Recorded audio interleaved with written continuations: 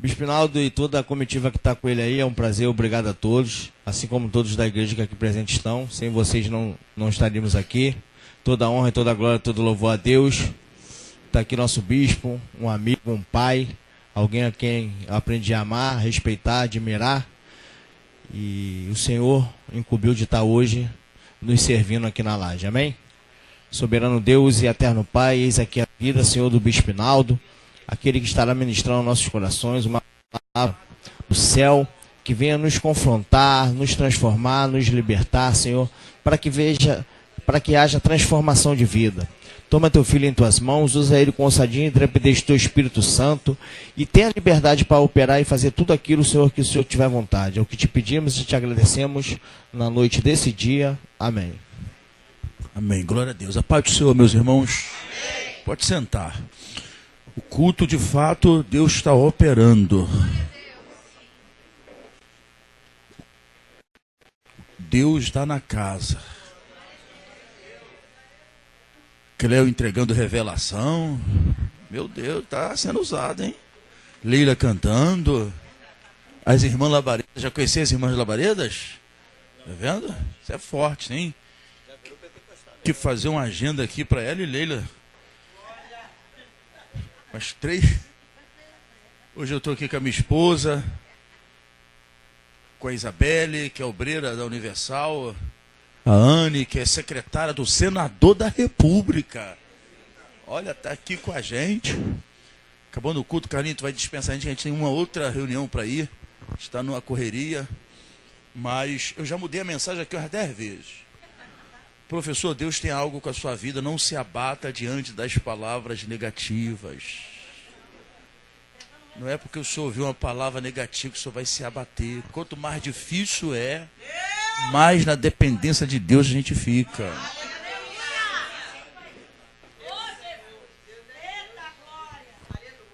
Então eu quero ser breve. Abra sua Bíblia em João, capítulo de número 20.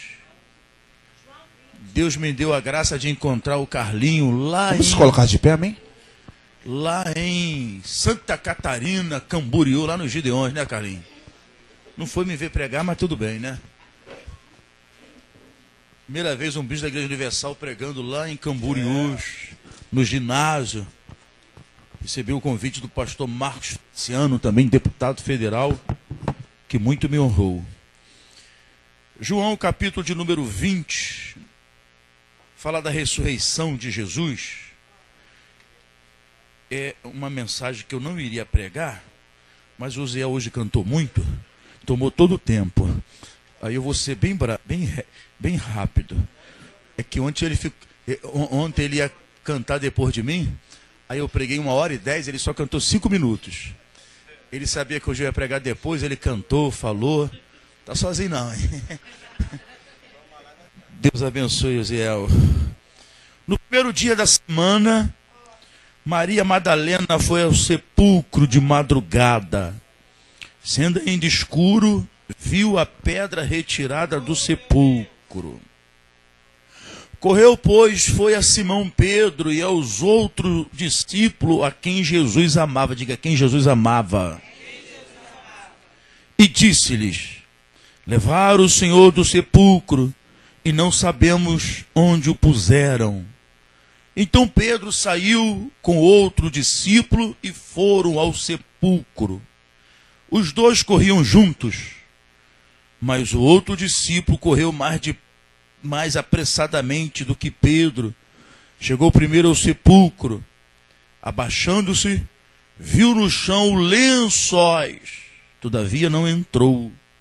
Chegou, pois, Simão Pedro, que o seguia, entrou no sepulcro e viu os lençóis, e que o lenço que tinha sido posto sobre sua cabeça não estava com os lençóis, mas dobrado em um lugar à parte.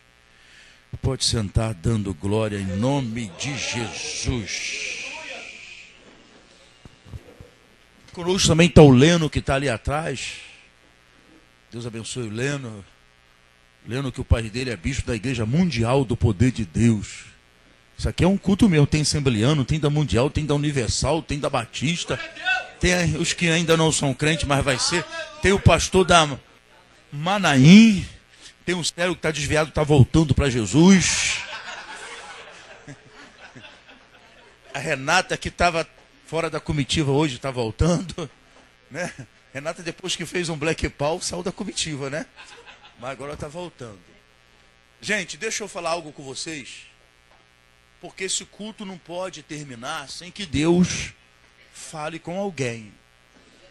Eu vou pregar no coletivo, mas o Espírito Santo ele vai falar no individual. É bom o louvor, é bom encontrar que cheguei as irmãs dando lugar. Rapaz, pensa no irmão que é labareda, no nome é fogo puro. Lá de baixo a gente já estava falando assim, as irmãs labaredas já estão dando lugar. Porque essas aí, rapaz, o fogo é igual a vela. O fogo começa na cabeça e termina no pé. Não é assim a vela? Assim ela não quer saber se a igreja é tradicional, ela dá lugar. Mas o que vai nos sustentar para a vida toda é a palavra. Amanhã, quando a gente passar por dificuldade, é ela que nos sustenta. E eu sou apaixonado por essa palavra, porque Maria Madalena, ela foi muito amada por Jesus, porque ela muito foi perdoada. Quem muito é perdoado é porque muito foi amado. E essa mulher, depois que ela é perdoada e tem a vida mudada, ela vai acompanhar Jesus, ela vai seguir Jesus. A maior prova de que a pessoa teve um encontro com Jesus, a maior prova de que a pessoa ela foi transformada, é quando ela deixa tudo para seguir Jesus. Não tem motivo de dizer que estou na igreja sem seguir Jesus. Essa é a maior razão.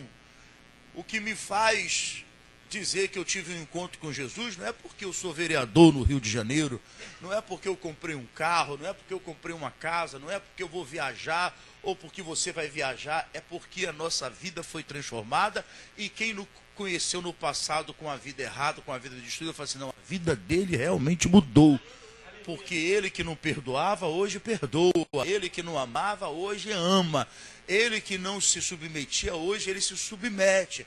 É fruto de quem teve uma vida transformada. A obra do Espírito Santo, ela não começa pelo lado de fora.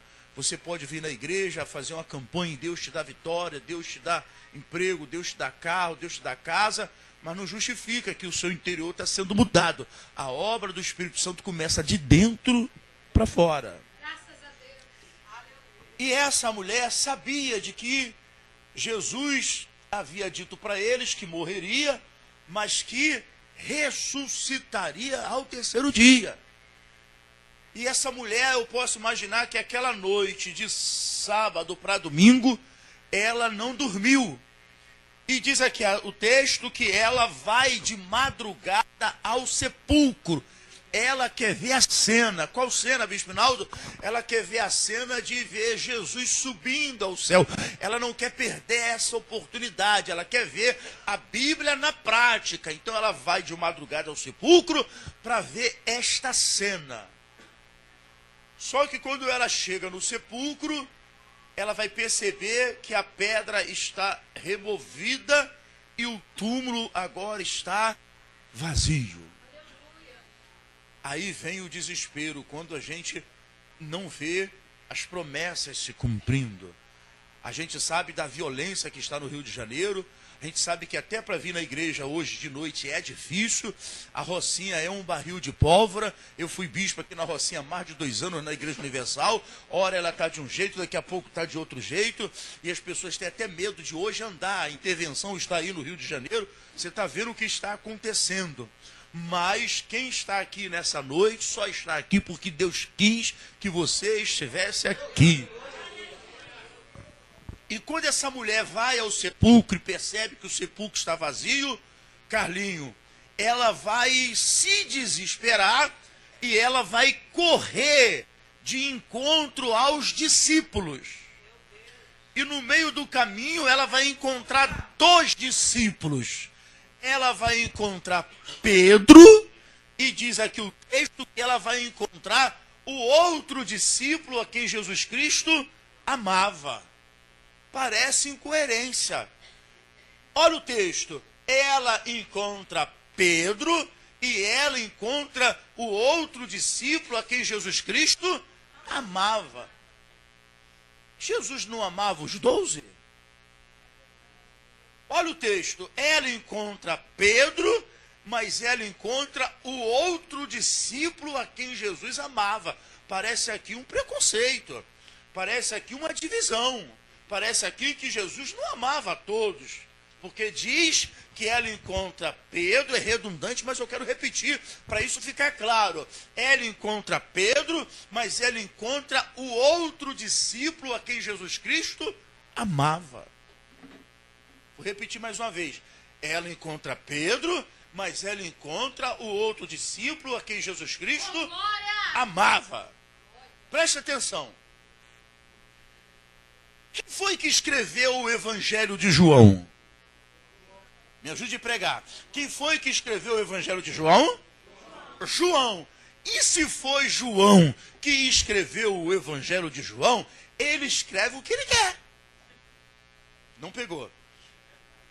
João escreve o Evangelho de João. E quando ele vai escrever, ele vai dizer que Maria encontra Pedro e o outro discípulo a quem ele amava. Que outro discípulo é esse? João. Então, se é João que escreve, ele escreve o que ele quer. Pegou ou não? Deixa eu ser mais preciso. Meu irmão, quem vai escrever a sua história não é ninguém. Quem vai escrever a sua história é você. Aleluia. Não espere que o outro te elogie. Não espere que o outro te honre. Não espere que o outro te recompense. Não espere que o outro te dê aquilo que você quer receber. Quem vai escrever a sua história é você. Por isso João é quem está escrevendo a história. Ele está dizendo que Jesus encontra Pedro e o outro discípulo a quem ele ama. Ele está falando de si.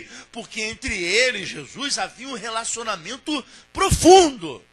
Por que esse relacionamento? Porque João tinha uma certa intimidade com Jesus que nenhum outro tinha. Por exemplo, Jesus tem 500 discípulos. Quantos discípulos Jesus tem? 500. 120 vão estar no cenáculo no dia de Pentecostes. Quando vem um vento impetuoso, sopra sobre eles, apenas 120 estão no cenáculo. De 500 para 120, já ficou 380 de fora. Desses 120, Jesus vai chamar 70 e vai designá-lo de 2 em 2. De 120 já é eliminado, só fica agora com 70. 50 sai fora. Desses 70, Jesus vai escolher 12 apóstolos. De 70, escolhe 12, quantos fica? Você não é professor? Pensa logo. Está com a cabeça onde? 58 é eliminado. Ficaram quanto? 12. Dos 12, ele vai ter 3 íntimos. Pedro, João e Tiago. Olha só como é que vai afunilando o negócio. Dos 3 íntimos, somente João ficou com Jesus até a morte. 499 ficaram de longe. Só João que fica ali na cruz e ouve ele falar assim: mulheres, eis aí teu filho. Filho, eis aí tua mãe. Então João tem esse relacionamento mais íntimo, a ponto de deitar a cabeça sobre o ombro de Jesus e vice-versa. Então ele vai escrever: Jesus encontra Pedro e o outro discípulo que ele ama, porque ele está falando de si só. Aí diz aqui o texto que ambos vão correr. Só que diz aqui que João chegou primeiro. Está aqui o pastor Ronaldo. Vem cá, pastor Ronaldo. Numa corrida entre eu e o Ronaldo, quem chega primeiro? Claro, ele está gordo, obeso, pesado. Você está entendendo? Embora ele é até mais novo do que eu, mas eu sou mais preparado fisicamente do que ele. Embora Pedro e João eram contemporâneos. né? Mas João devia estar mais preparado. Ele vai correr e ele vai chegar primeiro. Quando ele chega, João vai ver uma cena. Pergunta qual, Bispo Naldo? Vou fazer igual o pastor Márcio Feliciano. Só se todo mundo perguntar alto, vai. Ele vai ver o lençol que Jesus usava caído no chão. Essa cena aqui, ó. Jesus usava um lenço, e ele vai ver esse lençol caído no chão. Esse blazer é o sonho de consumo do Célio. Ele está toda hora querendo esse blazer. João, quando ver essa cena, para João bastou. Diz aqui a Bíblia que Pedro vai chegar depois. Quando Pedro chega depois, diz aqui o texto, que ele vai ver a mesma cena. O lençol que Jesus usava caído. Mas Pedro agora vai ver uma segunda cena. Diferente de João, que apenas viu do lado de fora do túmulo o lençol caído, Pedro, que era mais detalhista, era mais preciso, ele agora vai entrar no túmulo. Ele não fica só do lado de fora como João. Ele vai entrar no túmulo. E quando ele entra no túmulo, ele vai ver uma segunda cena. Pergunta qual, Bispo Naldo?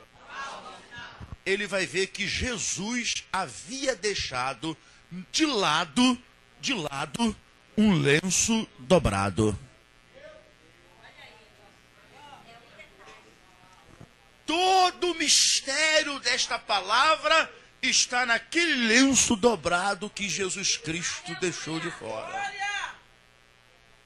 Você não entrou aqui hoje por um acaso. Aquele lenço continua dobrado.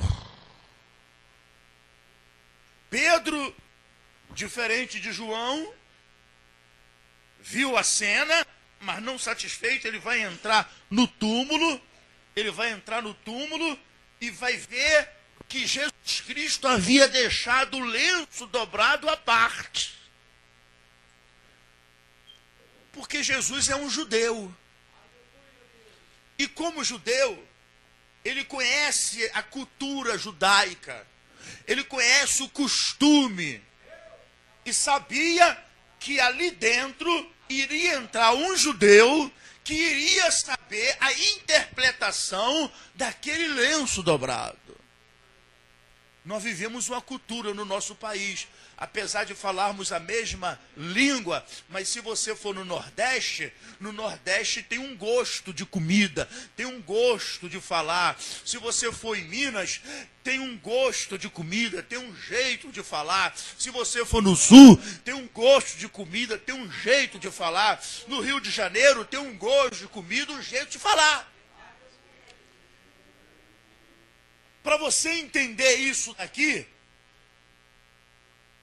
todo senhor de grandes posses, como antigamente os donos dos cafezais, os usineiros, no passado eles tinham um servo. E o servo era quem preparava tudo para o seu senhor. Lembra de José? Quando José é vendido e Potifar compra José, José é aquele copeiro que vai ser o responsável por tudo na casa de Potifar. Era José quem preparava a mesa, era José quem provava a comida para ver se a comida não tinha sido envenenada, era José que bebia o vinho para ver se o vinho não estava envenenado. Depois, o seu senhor era quem comia e bebia. A minha mãe, saudosa, ela trabalhava em várias casas de família, mas tinha uma que ela trabalhava mais anos. Quando ela adoecia e não podia ir trabalhar, os patrões não sabiam de nada, porque ninguém sabia onde estava o garfo, ninguém sabia onde estava o açúcar, ninguém sabia onde estava a colher, porque era tudo ela. Era o papel do senhor, do servo. Então o servo, ele tinha essa responsabilidade. O servo preparava a mesa, olha só, colocava na mesa a bacia com água, colocava na mesa a toalha dobrada, colocava na mesa o vinho, colocava na mesa as taças, os talheres, os pratos. Quando tudo estava pronto, ele tocava o sino e se retirava do ambiente. Porque o servo não podia estar no mesmo ambiente do seu senhor. Hoje é diferente. A menina que trabalha lá em casa, ela come a mesma comida que a minha. A menina que trabalha lá em casa senta na mesma hora que eu vou sentar para almoçar. A menina que trabalha lá em casa, ela tem a mesma liberdade de beber a mesma bebida, de comer a mesma comida, a mesma carne. Ela senta junto, mas no passado não era assim. Você veja que há um tempo atrás, agora as coisas estão se modernizando. Os grandes arquitetos, os grandes engenheiros faziam prédios imensos, 4 quartos, mas o quarto da empregada doméstica era lá no cantinho, pequenininho e apertadinho. Quem foi empregada doméstica aqui? Faz assim. Não era assim mesmo? Lá no cantinho, distante das diaristas. Hoje até para ser empregada doméstica é difícil. No passado, se queria um empregado doméstico, não achava. Hoje tem fila de empregada doméstica sem trabalho. Então elas eram colocadas de escanteio. Isso hoje. Imagina naquela época lá atrás.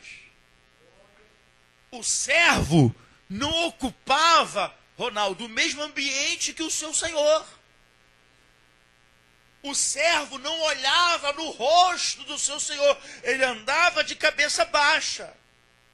Lembra quando os irmãos de José foram ao Egito buscar comida? Nenhum dos irmãos de José reconheceu José. Por quê? Porque eles não olhavam para autoridades, não olhavam para o rei, não olhavam para o governador, eles iam de cabeça baixa.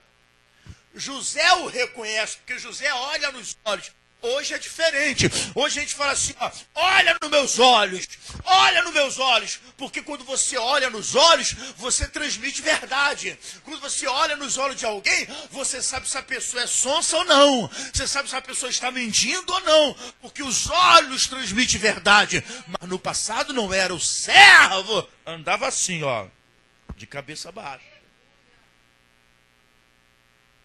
Então, quando a mesa estava preparada, ele tocava o sino e se retirava. Aí o Senhor sabia que estava tudo preparado, então ele entrava para almoçar, para jantar, para refeição. Sentava e ali ele ia comer. Se por um acaso desse uma dor de barriga no Senhor, ou ele tivesse que se levantar por alguma outra necessidade, para ir no banheiro, atender alguma coisa, e ele ainda não havia terminado a refeição, o que ele fazia? Ele então se retirava do lado de fora. O servo ouvia o barulho de que ele estava se retirando da mesa. Aí o servo, do lado de fora, pela greta, olhava para a mesa. E qual era o sinal? O lenço dobrado. Quando o lenço estava dobrado, do lado de fora, o servo sabia assim, ó, meu senhor não terminou a refeição ainda. Ele deixou o lenço dobrado, isso significa dizer que ele foi sair para alguma emergência, mas vai voltar.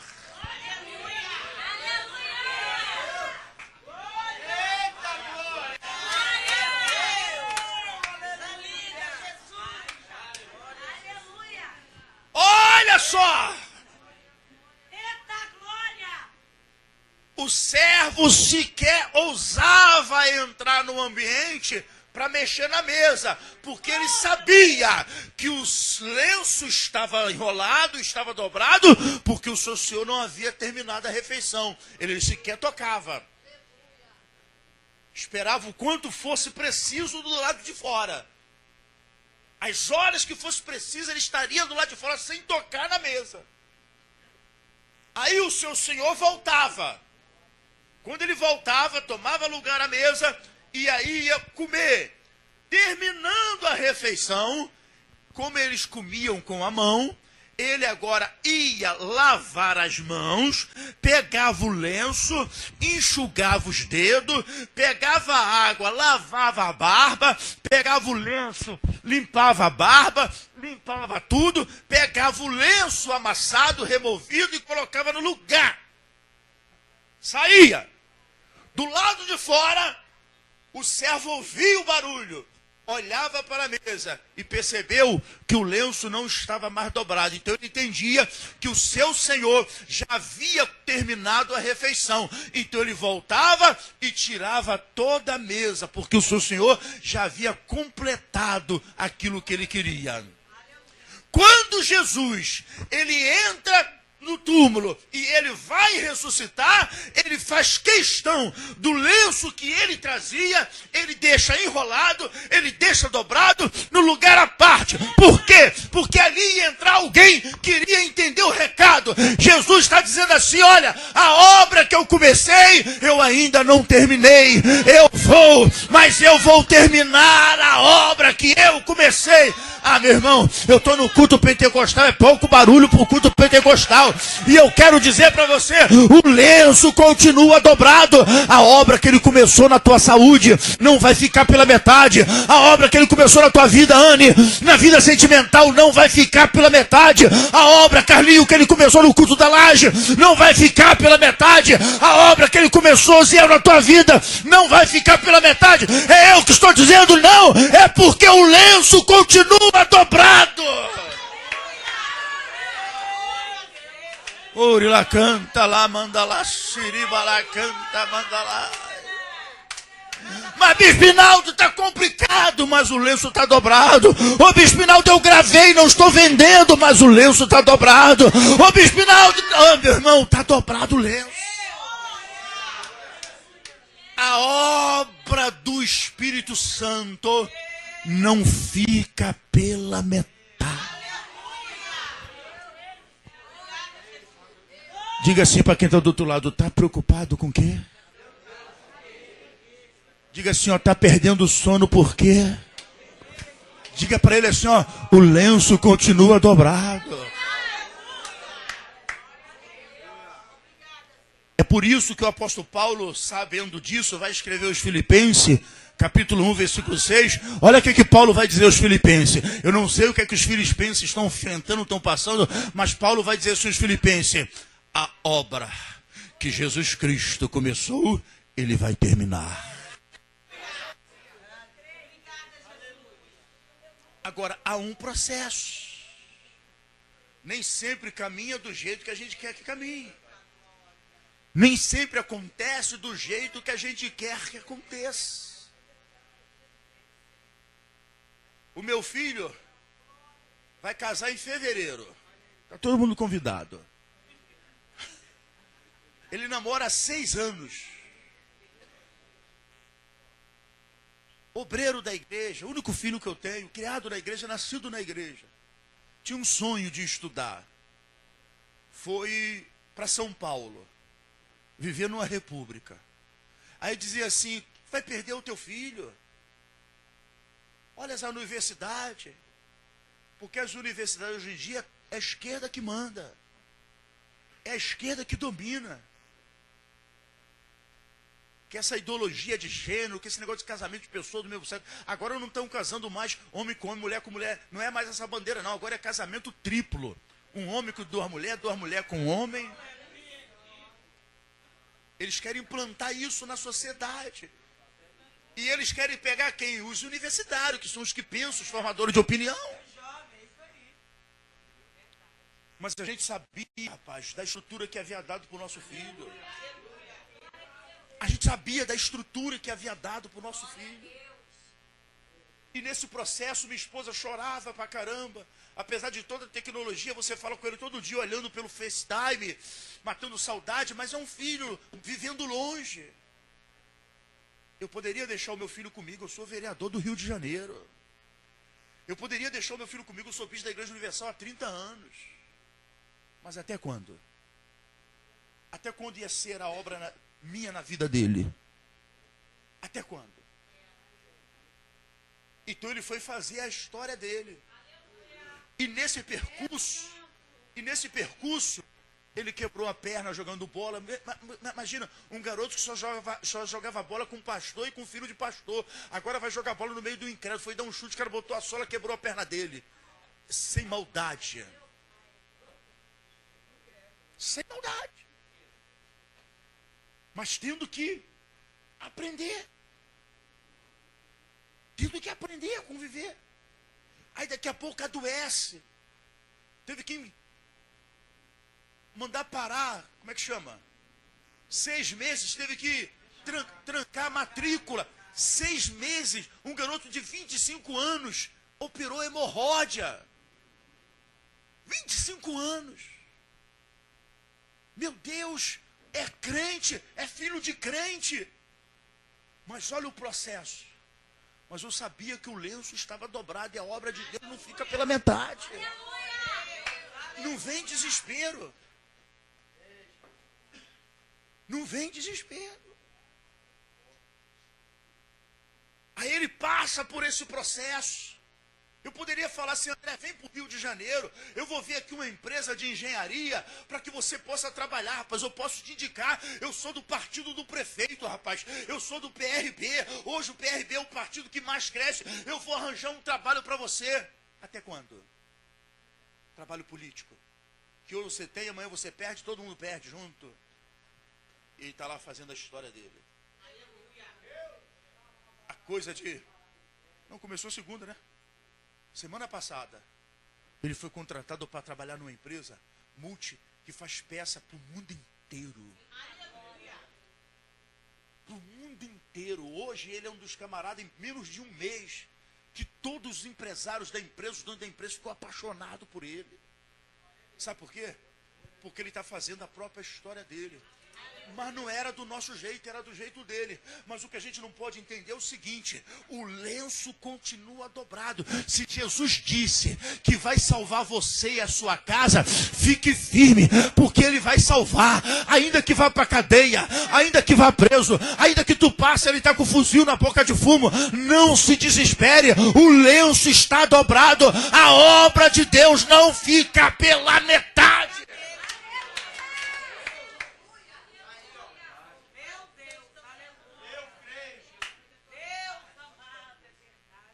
Então Jesus sabia que ia entrar ali um judeu.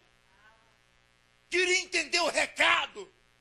E hoje o diabo sabe, pessoal, que com as informações a tendência é a gente ter medo. Se bobear, você tem medo de sair na rua. Se bobear, você tem medo de sair de noite. Você fica vendo só má notícia na televisão, tu anda com medo. Porque o diabo não quer que você continue crendo de que o lenço que está dobrado e o Deus que disse que cairia 1000 ao nosso lado e 10.000 ao nosso lado e nós não seríamos atingidos, continua sendo fiel, continua prevalecendo, continua sendo honesto. Então o processo que a gente anda passando é para tentar te tirar da visão. João diz assim, ó, olha o que João diz. Jesus vai dizer assim, ó, na casa do meu pai tem muitas moradas. Se isso não fosse verdade, eu vos teria dito. Você vê que Jesus não mente. Ele disse, lá tem muitas moradas, e uma delas é minha, de quem é a outra? Vou repetir, lá tem muita morada, uma é minha, de quem é a outra? Aí ele falou assim, ó, eu tô indo. Mas eu deixei o lenço dobrado. Eu estou indo. Mas quando tudo estiver preparado, eu vou voltar. O lenço dobrado. Mas vou voltar para quê? Para que aonde eu esteja, vós estejais também. Ei, o lenço está dobrado, Jesus vai voltar! Jesus vai voltar! Jesus vai voltar para nos tirar desse mundo, meu irmão! Urila canta lá, manda lá!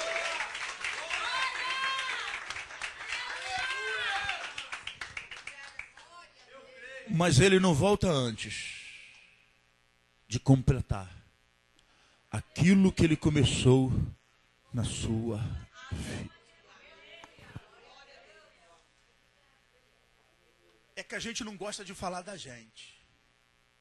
Mas imagina o único bispo da Igreja Universal que prega no Brasil inteiro. Que fui pregar nos Gideões. Mas o mesmo Deus que estava lá para mais de 30 mil pessoas, fui convidado. Me deram hotel, me deram comida, tudo de graça. Mas o mesmo Deus que estava lá para aquelas dezenas de milhares de pessoas, é o mesmo que está aqui.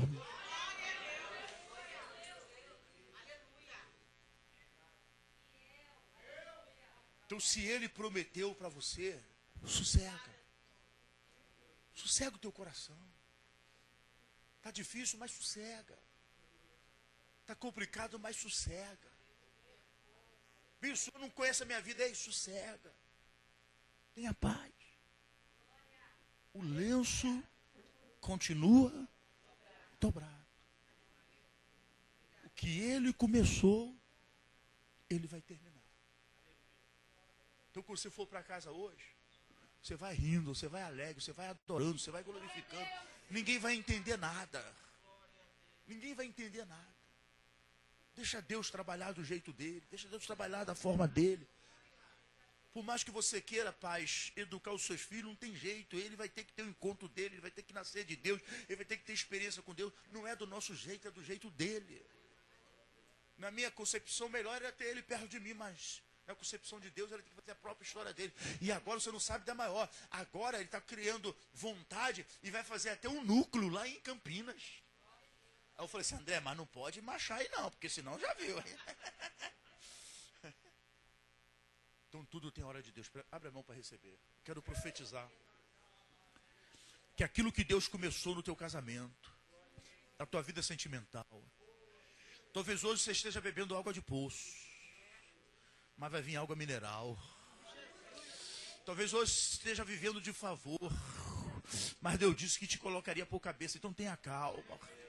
Talvez você hoje esteja sendo envergonhado. Todo mundo diz assim, todo mundo casa menos você. Ei, mas o teu casamento vai ser o melhor.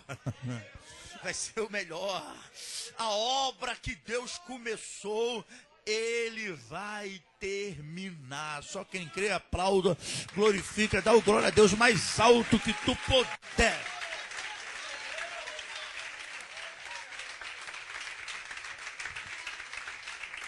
Então, tudo vai acabar. Você vai para casa, mas antes, tenha essa certeza no seu coração.